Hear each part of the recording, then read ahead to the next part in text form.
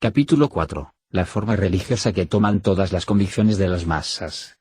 ¿Qué se entiende por sentimiento religioso? Es independiente de la adoración de una divinidad, sus características, la fuerza de las convicciones que adoptan una forma religiosa. Varios ejemplos: los dioses populares nunca desaparecieron, las nuevas formas bajo las cuales se las revive, formas religiosas de ateísmo, importancia de estas nociones desde el punto de vista histórico, la Reforma, San Bartolomé. El terror y todos los eventos análogos son el resultado de los sentimientos religiosos de las masas y no de la voluntad de individuos aislados.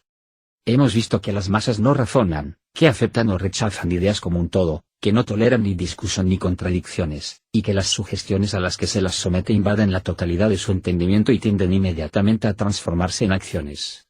Hemos mostrado cómo, masas adecuadamente influenciadas, están prontas a sacrificarse por los ideales que les han sido inspirados.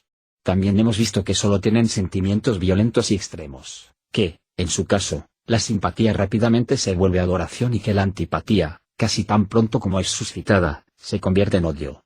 Estas indicaciones generales ya nos proporcionan un presentimiento de la naturaleza de las convicciones de las masas. Cuando se examinan estas convicciones, ya sea las de épocas marcadas por una ferviente fe religiosa o por grandes alzamientos políticos como los del siglo pasado, se hace evidente que siempre toman una forma peculiar que no puedo definir mejor que dándole el nombre de un sentimiento religioso. Este sentimiento posee características muy simples, tales como el culto a un ser que se supone superior, miedo ante el poder adjudicado a este ser, sumisión ciega a sus órdenes, incapacidad para discutir sus dogmas, el deseo de difundirlos, y la tendencia a considerar enemigos a todos los que no los aceptan. Sea que este sentimiento se aplique a un dios invisible, o bien a un ídolo de piedra o madera, a un héroe o a una concepción política, siempre que presente las características citadas, será religioso en esencia. Lo sobrenatural y lo milagroso se encontrarán presentes en la misma medida. Las masas siempre adjudican un poder misterioso a la fórmula política o al líder victorioso que momentáneamente ha suscitado su entusiasmo. Una persona no es religiosa solamente cuando adora a una divinidad, sino cuando pone todos los recursos de su mente, la completa sumisión de su voluntad, y el íntegro fanatismo de su alma, al servicio de una causa o de un individuo que se convierte en la meta y en la guía de sus pensamientos y acciones. Intolerancia y fanatismo son los compañeros necesarios del sentimiento religioso. Inevitablemente serán exhibidos por quienes se creen en posesión del secreto de la felicidad terrena. Es posible hallar estas dos características en todos los hombres agrupados cuando están inspirados por una convicción de cualquier clase. Los jacobinos del reino del terror eran, en el fondo, tan religiosos como los católicos de la Inquisición y su cruel ardor procedió de la misma fuente. Las convicciones de las masas toman esas características de ciega sumisión, feroz intolerancia y la necesidad de violenta propaganda que son inherentes al sentimiento religioso, y es por esta razón que puede decirse que todas sus creencias poseen una forma religiosa. El héroe aclamado por una masa es verdaderamente un dios para esa masa. Napoleón fue un dios como ese durante 15 años y ninguna divinidad tuvo fieles más ardientes ni envió hombres a la muerte con mayor facilidad. Los dioses cristianos y paganos nunca ejercieron un imperio más absoluto sobre las mentes que cayeron bajo su influencia. Todos los fundadores de credos, religiosos o políticos, los instituyeron solamente porque tuvieron éxito en inspirar en las masas esos sentimientos fanáticos que tienen por resultado el que los hombres hallan su felicidad en el culto y en la obediencia, hallándose listos para ofrendar sus vidas por su ídolo. Este ha sido el caso en todas las épocas. Fustel de Coulanges, en su excelente trabajo sobre la Galia romana, destacó con justa razón que el imperio romano de ninguna manera estuvo mantenido por la fuerza sino por la admiración religiosa que inspiraba. Sería algo sin parangón en toda la historia del mundo, observó con acierto, que una forma de gobierno popularmente detestada durase 5 siglos. Sería inexplicable que las 30 legiones del imperio pudiesen forzar a obedecer a 100 millones de personas. La razón de su obediencia fue que el emperador, quien personificaba la grandeza de Roma, era adorado como una divinidad por consenso público. Había altares en honor al emperador hasta en los más pequeños poblados de sus dominios. De un extremo a otro del imperio, se vio surgir en aquellos días una nueva religión que tenía por divinidades a los emperadores mismos. Algunos años antes de la era cristiana, la totalidad de la Galia, representada por 60 ciudades, construyó en común un templo cerca del pueblo de Lyon en honor a Augusto. Sus sacerdotes, elegidos por las ciudades galas unidas, fueron los principales personajes de sus países. Es imposible atribuir todo esto al miedo y al servilismo. Naciones enteras no son serviles, especialmente no por 3 siglos. No fueron los cortesanos los que adoraron al príncipe, fue Roma, y no fue solamente Roma, sino Galia, España, Grecia y Asia.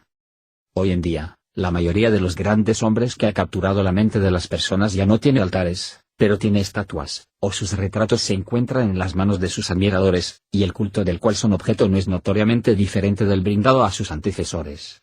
La comprensión de la filosofía de la historia solo puede obtenerse a través de la apreciación de este punto fundamental de la psicología de las masas. Una masa exige un dios antes que cualquier otra cosa. No debe suponerse que estas son supersticiones de una época pasada, definitivamente desterradas por la razón. El sentimiento nunca se ha rendido en su eterno conflicto con la razón. Las masas ya no querrán escuchar las palabras divinidad y religión en nombre de las cuales durante tanto tiempo fueron esclavizadas. Pero jamás han poseído tantos fetiches como en los últimos 100 años y las antiguas divinidades nunca poseyeron tantas estatuas y altares erigidos en su honor. Quienes en años recientes han estudiado el movimiento popular conocido bajo el nombre de boulangismo, 9, han tenido oportunidad de ver con qué facilidad reviven los instintos religiosos de las masas. No hubo una sola fonda en el país que no poseyera un retrato del héroe. Se le adjudicó el poder de remediar todas las injusticias y todos los males, y miles de hombres hubieran dado sus vidas por él.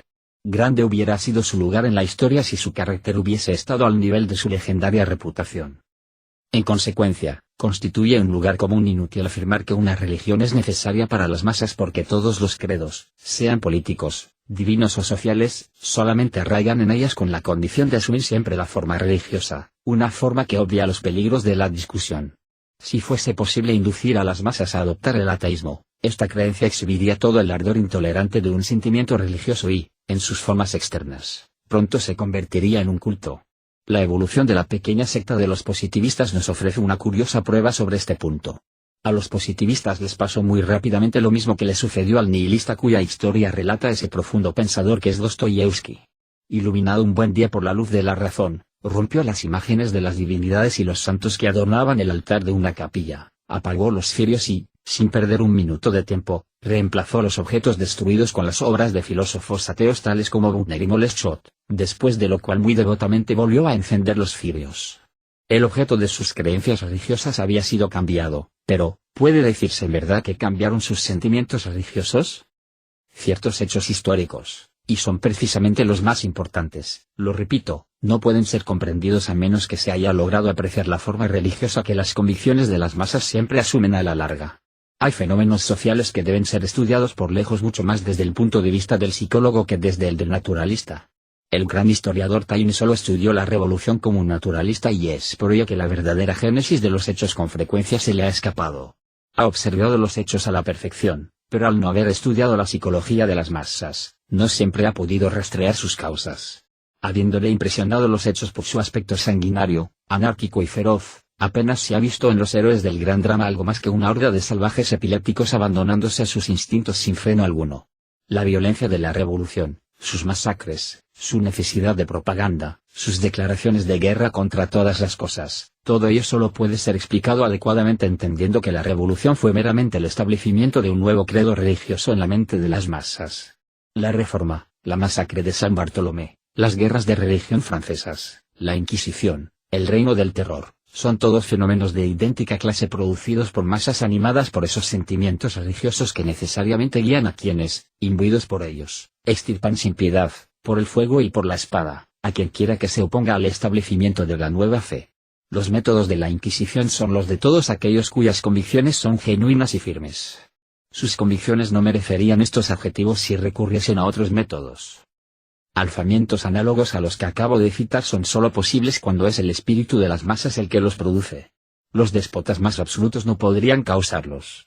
Cuando los historiadores nos dicen que la masacre de San Bartolomé fue la obra de un rey, demuestran ser tan ignorantes de la psicología de las masas como de la de los soberanos. Manifestaciones de este orden sólo pueden proceder del espíritu de las masas. El poder más absoluto del monarca más despótico apenas si podrá hacer más que acelerar o retardar el momento de su aparición. La masacre de San Bartolomé, o las guerras religiosas, fueron tan escasamente obra de reyes, como el reino del terror la obra de Robespierre, Danton o Saint-Just.